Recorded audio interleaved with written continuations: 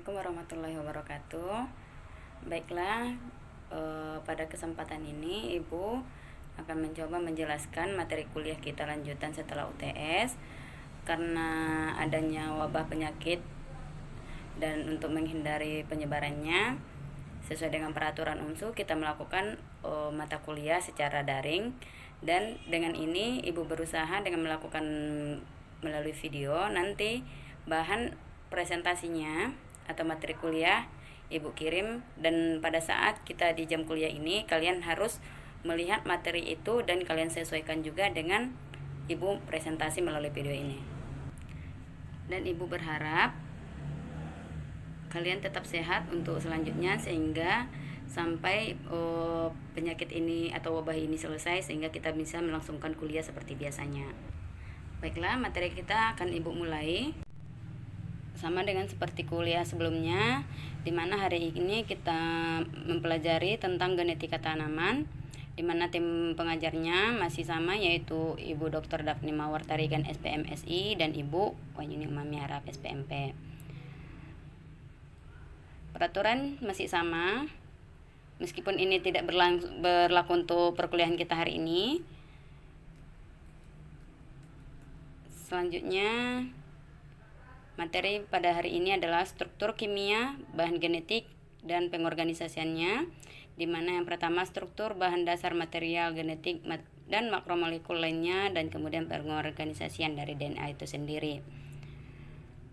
Namun sebelumnya, Ibu sangat menghimbau kalian harus tetap melaksanakan bagaimana peraturan yang sudah ditetapkan oleh pemerintah, sehingga wabah ini cepat selesai dan kita bisa melanjutkan kuliah kita seperti biasa ya.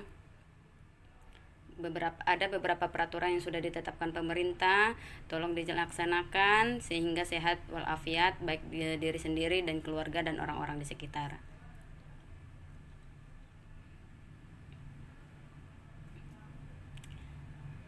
Selanjutnya, materi tentang materi genetika tersebut. Seperti yang sudah Ibu jelaskan berulang kali di materi kita sebelumnya, di mana makhluk hidup diantaranya ada virus, kemudian ada bakteri, ada jamur, ada hewan, dan ada tumbuhan, dan ada juga manusia. Di mana setiap makhluk hidup ini, yang namanya makhluk hidup, baik apapun jenisnya, apapun bentuknya, setiap makhluk hidup ini pasti memiliki materi genetika. Material genetika inilah yang akan diwariskan dari induk, dari satu generasi ke generasi berikutnya, dari induk terus ke anaknya.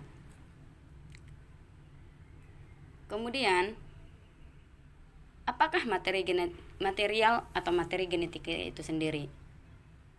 Kalau kita lihat dari pengertian atau definisi yang diberikan oleh beberapa ahli, di sini Ibu memberikan ahli yang menurut itu yang penemunya adalah Crowder. Di mana menurut Crowder dalam bukunya dia menyatakan bahwa material genetika merupakan inilah yang menyebabkan suatu individu atau suatu organisme memiliki sifat yang sama dengan induknya.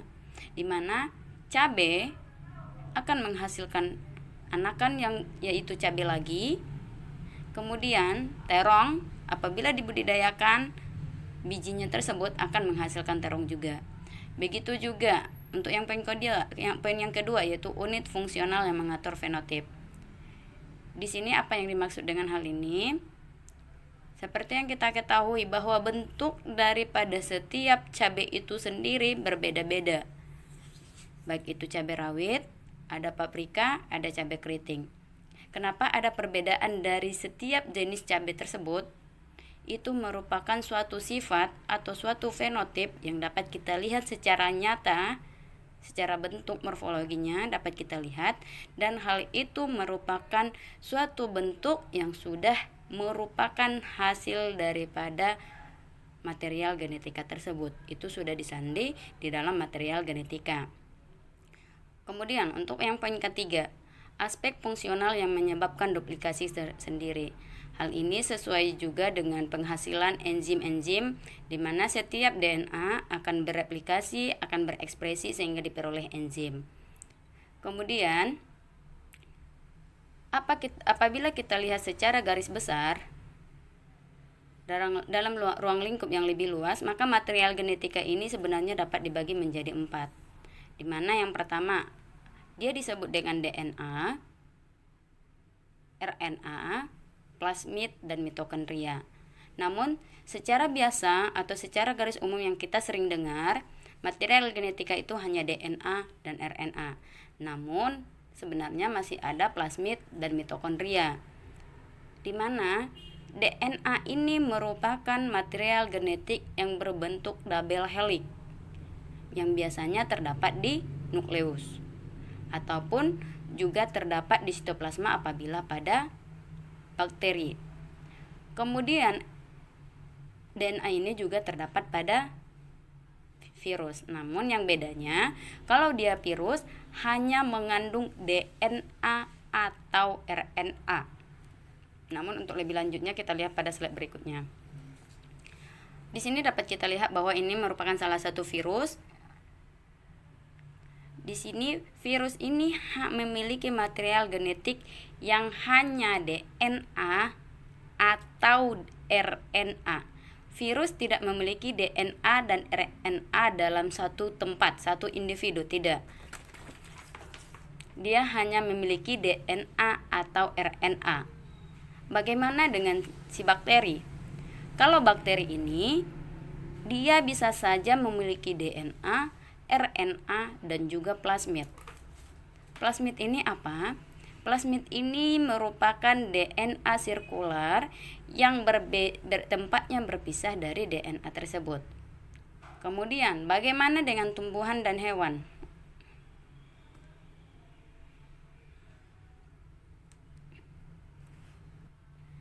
Kemudian, bagaimana dengan hewan dan tumbuhan? Hewan dan tumbuhan ini biasanya memiliki DNA, RNA, dan DNA yang terdapat pada mitokondria.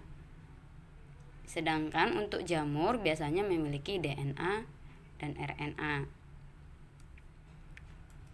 Selanjutnya, kita kemudian akan membahas dari material genetika, yaitu strukturnya. Di sini merupakan dapat dilihat struktur daripada DNA. Ini struktur dari RNA, kemudian ini bentuk daripada plasmid, dan ini merupakan DNA yang terdapat pada mitokondria. Beginilah bentuk daripada material genetika yang terdapat pada berbagai makhluk hidup. Untuk yang pertama, karena sebagian besar materi genetik akan identik dengan DNA. Kapankah DNA ini ditemukan? Siapakah penemunya? Jadi pada awalnya DNA ini sudah diteliti pertama kali oleh si Friedrich Miserker pada tahun 1869. Namun pada saat tersebut dia belum mengatakan bahwa material genetika yang diperolehnya tersebut dengan istilah DNA, belum. Tetapi pada saat itu dia menemukan DNA secara tidak sengaja, di mana dia melakukan penelitian pada sel darah hewan, yaitu anjing, di mana sel darah tersebut diberikannya asam basa, sehingga nanti di sana diperolehlah endapan-endapan putih, dan pada saat itu dia menyatakan bahwa endapan putih tersebut adalah nuklein. Kemudian dengan berkembangnya ilmu pengetahuan dan teknologi, semakin banyak peneliti-peneliti yang memiliki rasa penasaran terhadap material genetik. Sehingga pada tahun 1880, Franz Joseph Emil Fischer kemudian melakukan penelitian lagi, di mana pada saat itu dia mengatakan bahwa material genetik tersebut merupakan DNA yang terdiri dari dua materi utama. Yaitu disebutnya furin dan pirimidin. Kemudian penelitian selanjutnya juga semakin berkembang. Pada tahun 1910 si Albrecht Kossel melakukan penelitian lebih lanjut. Apa saja ada yang disebut dengan purin ini? dan apa saja yang merupakan pirimidin. Kemudian dia melakukan penelitian, yaitu pirimidin ini terdiri dari sitosin dan timin, sedangkan purin terdiri dari adenin dan guanin. Kemudian penelitian selanjutnya terus dilakukan kemajuan-kemajuan teknologi sehingga diperolehlah pada tahun 1953 si James Watson dan Patrick Crick melakukan penelitian tentang model daripada DNA itu sendiri. Di sana mereka sudah mengetahui bahwa bentuk daripada DNA itu berbentuk double helix, untaian ganda, di mana yang purin, pirimidin yang telah dilakukan penelitian oleh si French, kemudian bagian-bagian daripada pirimidin itu yaitu sitosin dan timin, adenin dan guanin yang dilakukan oleh si Albert, mereka melihat bahwa sebenarnya DNA tersebut disusun oleh purin dan pirimidin itu dibentuk dalam bentuk double helix, di mana di sini terdapat 2 untaian ganda dan asam nukleik tersebut berada di dalam antara tulang-tulang pada double helix tersebut. Penelitian yang sudah diperoleh oleh si James Watson dan Patrick ini merupakan suatu awal yang sangat penting dalam proses mendapatkan rekayasa genetika. Karena dengan diketahuinya sistem double helix ini dan diketahui bagaimana tempat daripada asam nukleik atau asam nukleat di dalam DNA tersebut, maka akan membuka pintu untuk dilakukan perubahan-perubahan daripada susunan asam nukleat tersebut. Namun jika kita lihat dari awal si Patrick pada tahun 1869 sampai ditemukannya double helix itu dibutuhkan waktu dalam 84 tahun saja. Namun bagaimana dengan Indonesia? Mereka pada dalam jangka waktu 84 tahun sudah menemukan penelitian-penelitian yang begitu rumit dan sudah mendapatkan hasil yang sangat maksimal untuk melangkahi awal dalam rekayasa genetika, sedangkan kita di Indonesia saja mungkin yang sudah tamat kuliah saja di bidang pertanian atau di bidang biologi belum tentu mengenal dengan istilah DNA ini dengan cukup baik.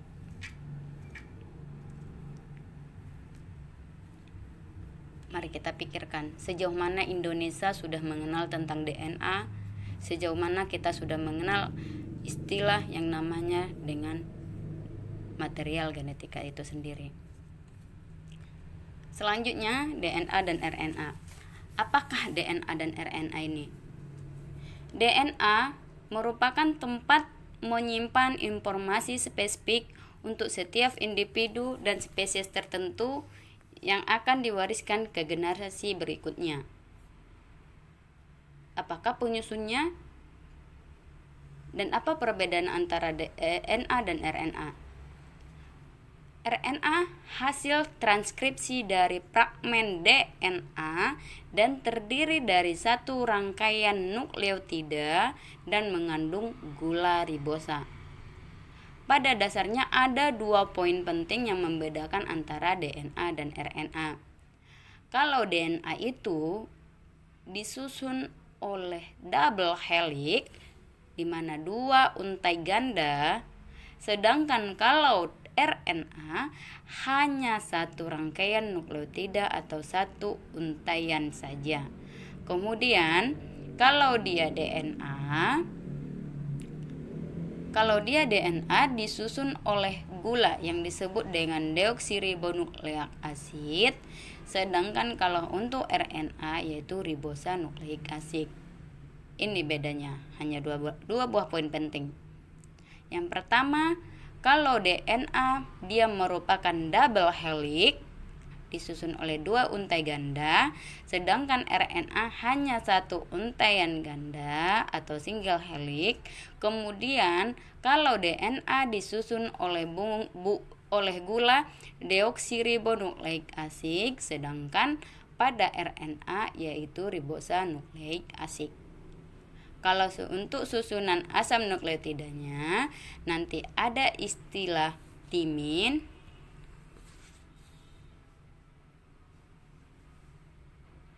sedangkan yang RNA adalah adenin. Oke, untuk selanjutnya struktur daripada DNA dan RNA. Struktur molekul DNA merupakan double helix. Adalah struktur DNA dan RNA. Struktur molekul DNA merupakan double helix. Kedua rantai polinukleotida berputar berlawanan arah jarum jam pada sumbu yang sama dan bergabung menjadi satu dengan yang lainnya melalui ikatan hidrogen antara basa-basa nitrogen. Kedua untaian tersebut saling melilit satu sama lain membentuk struktur double helix. Di mana dia? Yang berwarna di sini, ini merupakan basa-basa nitrogen yang akan menyandi sifat daripada suatu tanaman. Kemudian di antara basa-basa nitrogen tersebut di sini akan disatukan oleh ikatan hidrogen. Di antara basa-basa nitrogen ini disatukan oleh ikatan hidrogen. Kemudian gula fosfat membentuk tulang punggung dari double helix. Di sini yang disebut dengan tulang punggung. Tulang punggung di sini merupakan yang berwarna abu-abu gelap untuk yang DNA, kemudian yang berwarna abu-abu cerah di sini untuk RNA. Tulang punggung dari double helix ini mengandung gula fosfat. Gulanya yang mana gula tadi adalah deoksiribonukleik asid untuk DNA dan ribosonukleik asid untuk RNA. Di bagian dalam dari double helix terdapat basa purin dan pirimidin. Ini dia. Di bagian dalam tersebut ini yang untuk DNA dan ini untuk RNA. Maka satu spiral penuh mengandung 10 pasangan basa. Yang manakah itu? Satu spiral penuh di sini. Sampai sini. Di sini ada 5, satu putaran, ini satu putaran lagi. Jadi di sini setengah putaran, satu putaran penuh. Dia terdiri dari 10 pasangan basa. Di sini terdapat 10 pasangan basa. Kemudian timin akan bergabung dengan adenin. Kemudian guanin akan bergabung dengan sitosin. Jika seandainya di sini merupakan timin, maka di sini pasti adenin.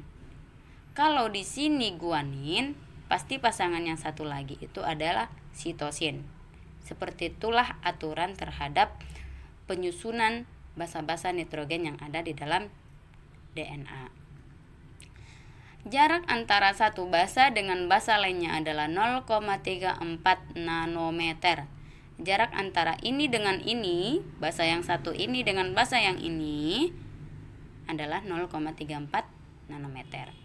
Kemudian, panjang molekul DNA pada umumnya tersusun dalam ribuan pasangan basa atau kilobase pabis atau biasanya disingkat dengan KBPS, di mana untuk manusia kurang lebihnya adalah 2 meter.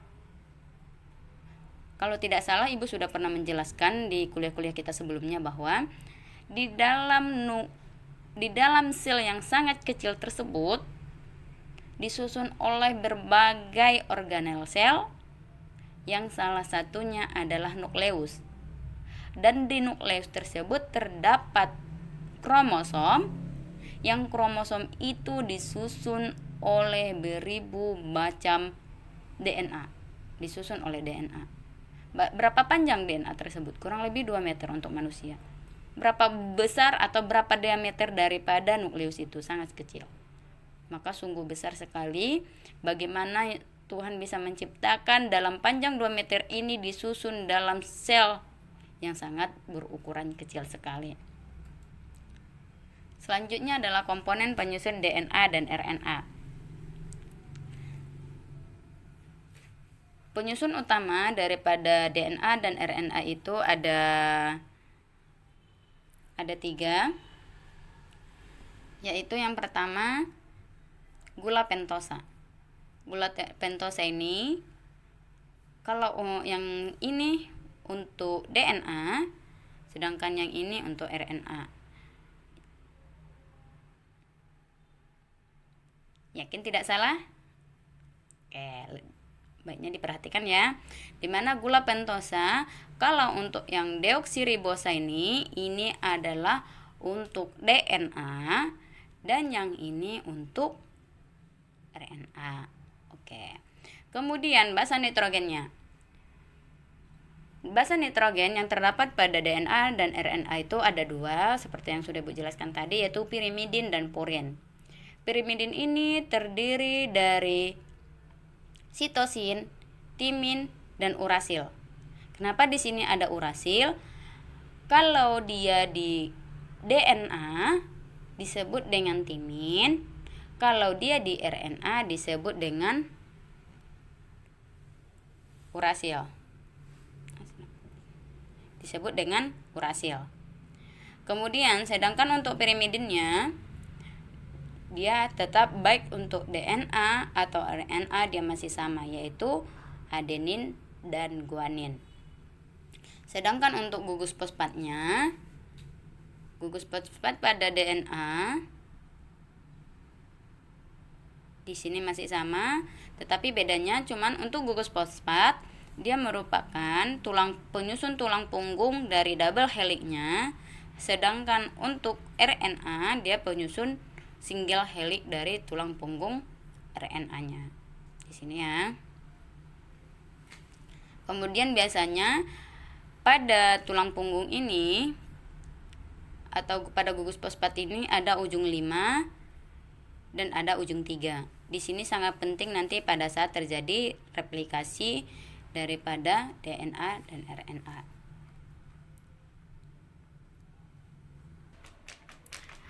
Oke. Di sini dapat kita lihat pada susunannya, di mana untuk yang pertama adalah DNA. Bagaimana bentuk susunan dari fosfat, kemudian gulanya, kemudian basa nitrogennya di dalam double helix. Seperti inilah dia susunannya. Di mana bagian atas di sini pertama kali ada fosfat.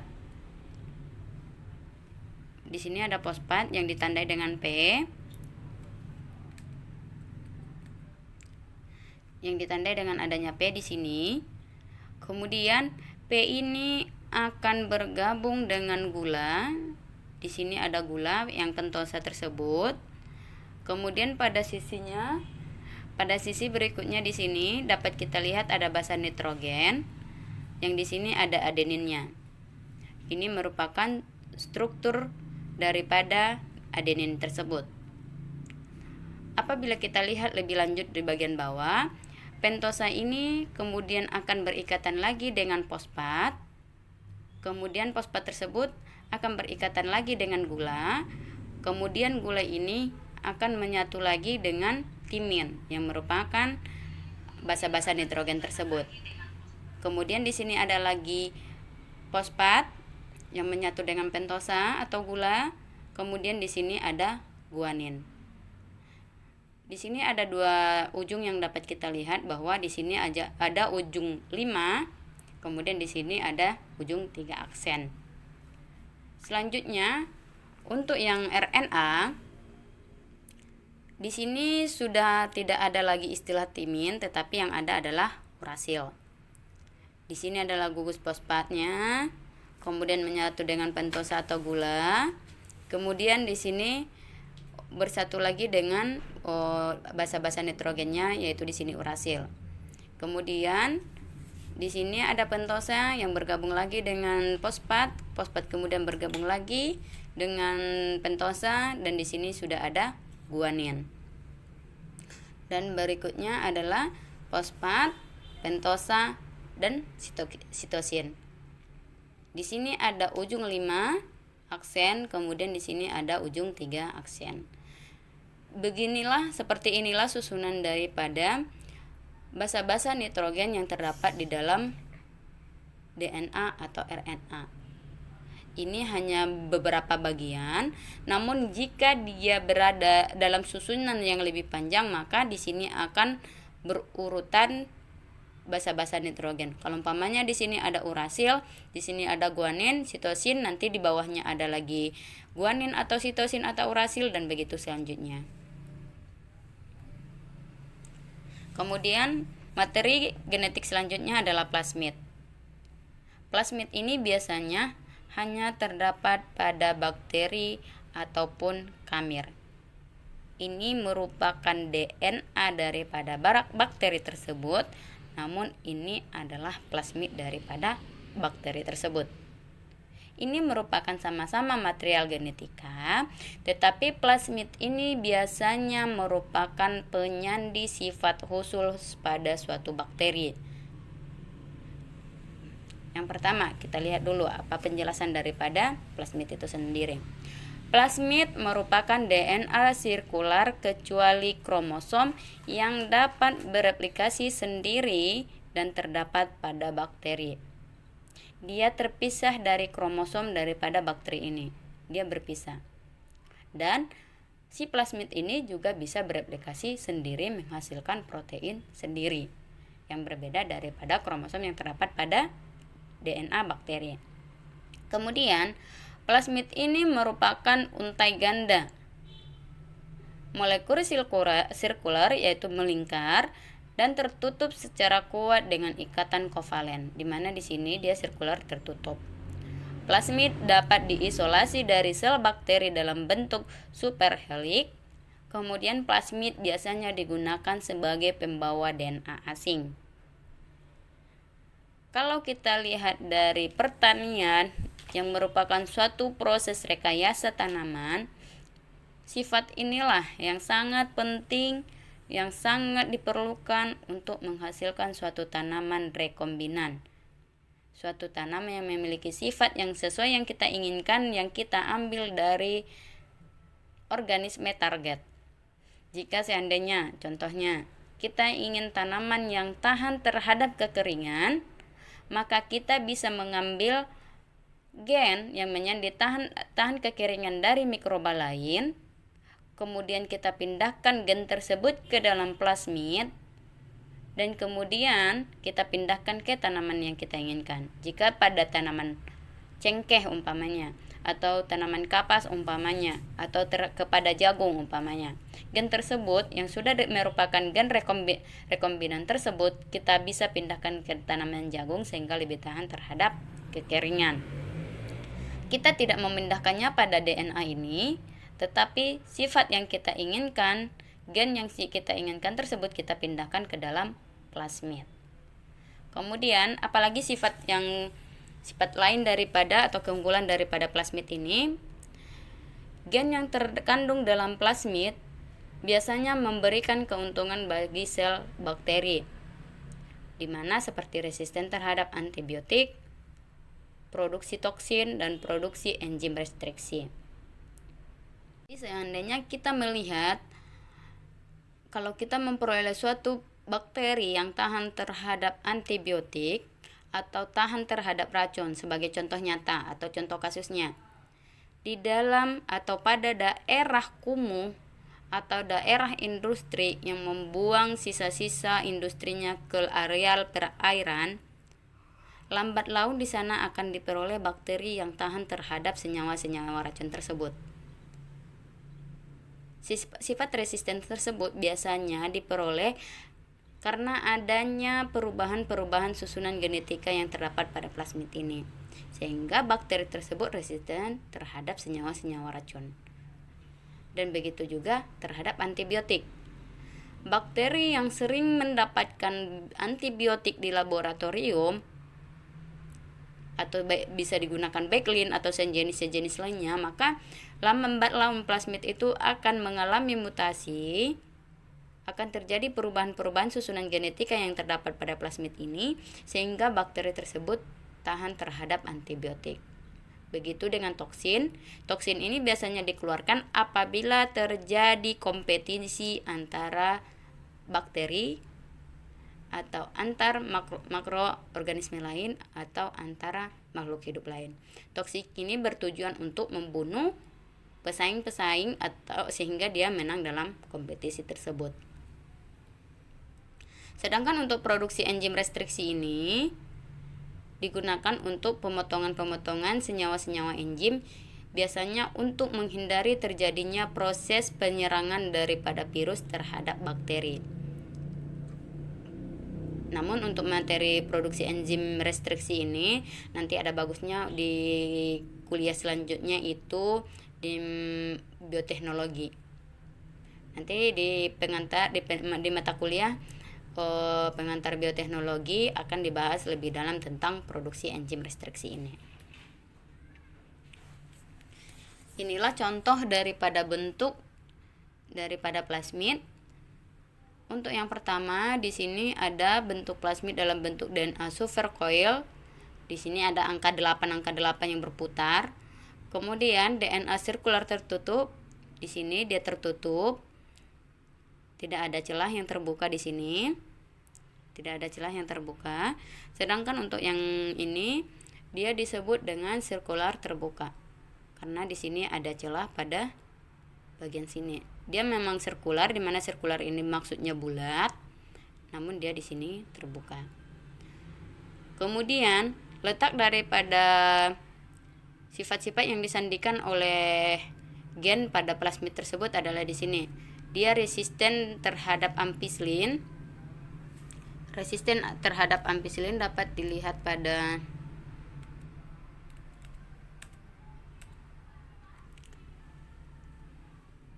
bagian ini, ampicillin, resisten ampicillin. Kemudian di sini tetrasiklin, kemudian di sini ada kamamisin. Yang berwarna-warna ini berarti inilah tempat daripada gen penyandi resisten terhadap antibiotik tersebut.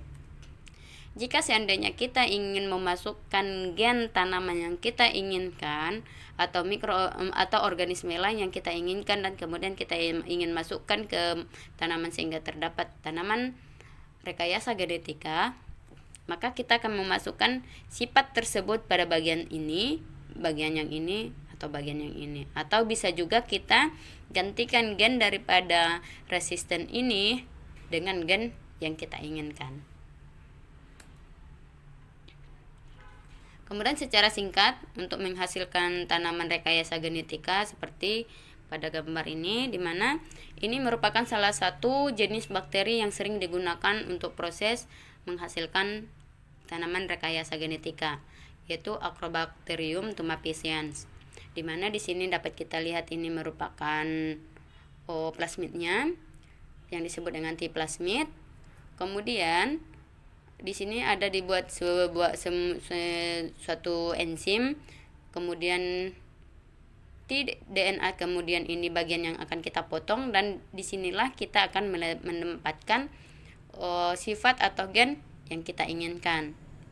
Di sini kita sudah mengetahui gen apa yang kita inginkan. Umpamanya seperti contoh yang di depan, kita menginginkan gen tahan terhadap kekeringan, maka kita carilah gen atau organisme, baik itu dari bakteri atau tanaman yang tahan terhadap kekeringan.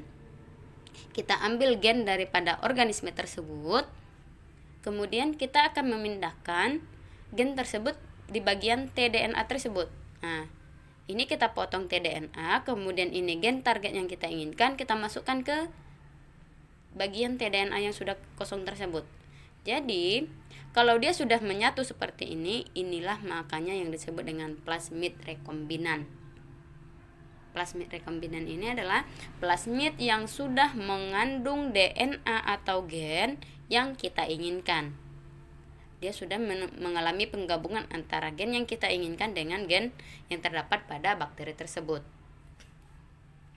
Kemudian, secara alami, Acrobacterium tersebut akan memperbanyak gen yang sama yang sudah merupakan gen rekombinan tersebut, akan diperbanyak. Kemudian gen tersebut akan kita masukkan ke dalam tanaman, dan tanaman akan secara otomatis menyandikan gen-gen ketahanan terhadap kekeringan pada tanaman tersebut, sehingga diperoleh tanaman rekayasa genetika yang tahan terhadap kekeringan. Ini penjelasan singkat. Namun kalau secara kenyataan, atau secara di laboratorium tidak akan sesederhana ini. Namun masih tetap bisa dilakukan.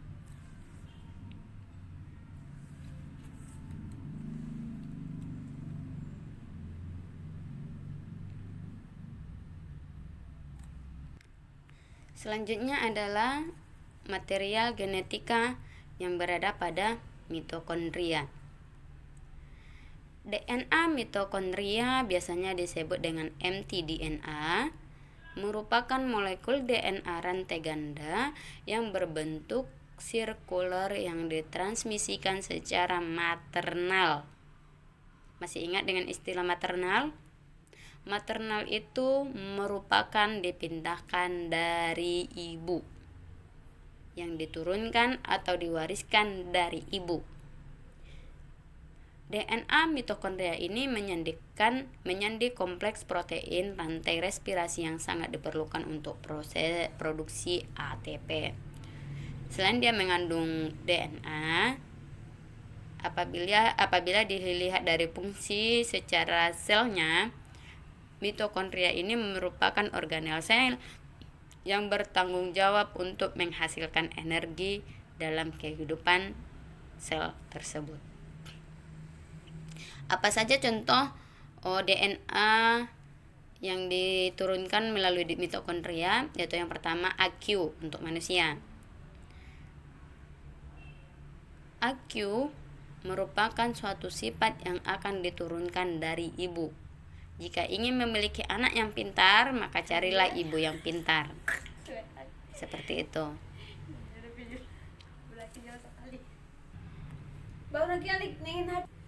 Materi selanjutnya adalah DNA atau RNA yang terdapat pada virus. Virus adalah agen biologi yang dapat bereplikasi sendiri di dalam sel inang. Virus ini merupakan organisme yang sangat sederhana sekali. Dia tidak memiliki organel-organel lain yang bisa menyebabkan dia bereplikasi sendiri, tetapi dia membutuhkan inang untuk menumpang, untuk melanjutkan, atau untuk menghasilkan atau membelah diri, atau untuk melanjutkan kehidupannya. Jadi jika di sini ada orang-orang yang selalu menumpang dan kemudian merugikan induknya, istilahkan saja dia dengan virus, tidak apa-apa. Kemudian, sel-sel yang terinfeksi oleh virus dapat menghasilkan ribuan salinan baru dari virus asli pada tingkat yang luar biasa banyak. Seperti gambar ini dapat kita lihat. Ini merupakan virus bakteriofag. Ini merupakan asam nukleik virus, DNA atau RNA. Dia tidak memiliki keduanya, dia hanya memiliki salah satunya, DNA atau RNA. Kemudian, pada saat virus ini menancapkan flagelnya terhadap bakteri, maka dia akan mengeluarkan DNA atau RNA-nya. Ini dia. Kemudian dia akan bereplikasi di dalam sel bakteri tersebut,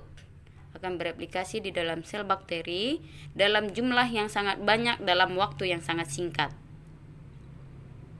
Kemudian apabila sel daripada makhluk hidup, kalau di sini bakteri sudah tidak mencukupi lagi materinya untuk memenuhi kebutuhan pembelahan diri daripada si virus, maka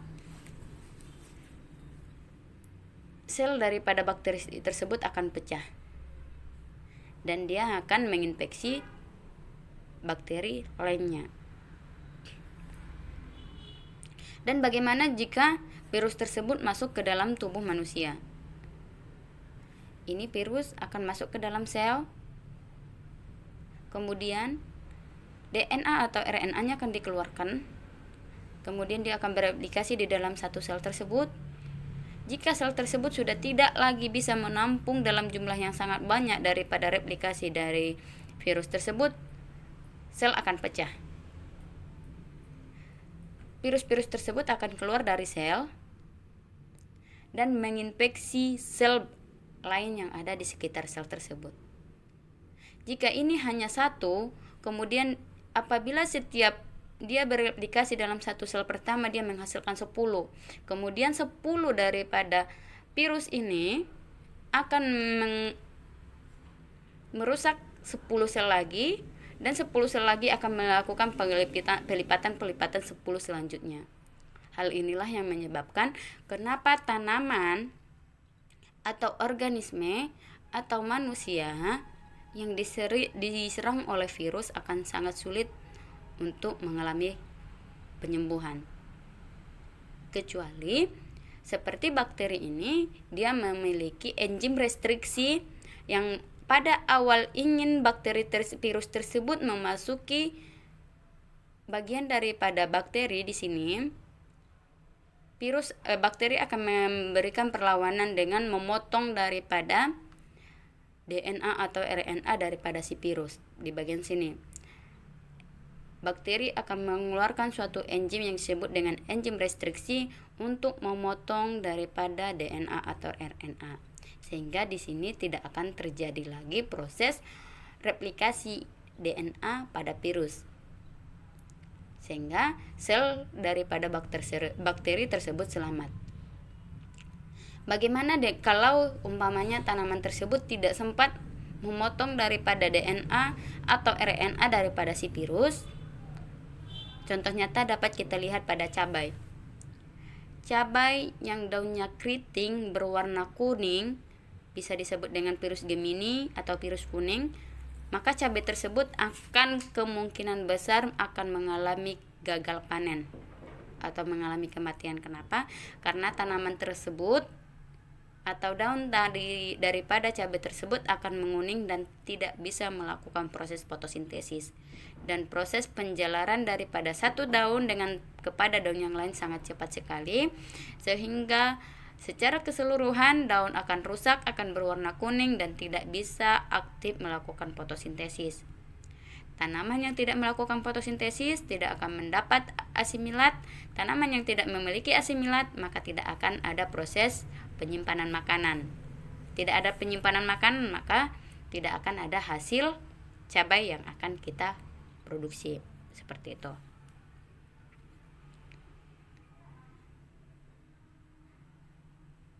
Kemudian bagaimana ciri-ciri daripada virus yang hanya memiliki DNA? Di mana pada virus di informasi genetiknya disimpan dalam bentuk DNA. Virus DNA mengandung DNA sebagai bahan genetika. Virus DNA beruntai ganda lebih sering terjadi pada virus DNA beruntai tunggal. Virus DNA direplikasi di dalam inti sel. Jadi seandainya virus DNA ini menyerang pada tanaman, maka dia bereplikasi pada nukleus. Virus DNA pertama kali ditranskripsi menjadi RNA, kemudian mRNA diterjemahkan menjadi protein virus. Virus DNA stabil karena tingkat mutasi yang lebih rendah. Kemudian bagaimana dengan virus RNA? Informasi genetiknya disimpan dalam bentuk RNA. Kemudian virus RNA mengandung RNA sebagai material genetiknya. Virus RNA untai tunggal lebih umum daripada virus RNA untai ganda. Virus RNA pertama kali ditranskripsi dan kemudian direplikasi dalam sitoplasma. Jadi kalau dia virus RNA, dia direplikasikan di sitoplasma, di cairan dalam sel, tidak di nukleus. Kemudian virus RNA dapat memotong transkripsi selama sintesis protein karena mereka sudah mengandung RNA dalam genom. Kemudian virus RNA tidak stabil karena tingkat mutasi yang lebih tinggi. Dan ini juga sifat lain daripada virus DNA atau RNA. Cukup sekian kuliah kita hari ini. Kurang dan janggal Ibu minta maaf. Assalamualaikum warahmatullahi wabarakatuh. Jadi jika ada pertanyaan atau materi yang kurang jelas dari apa yang Ibu sudah sampaikan, bisa langsung bertanya kepada Ibu melalui WA atau bisa melalui grup kuliah kita ini. Cukup sekian. Assalamualaikum warahmatullahi wabarakatuh.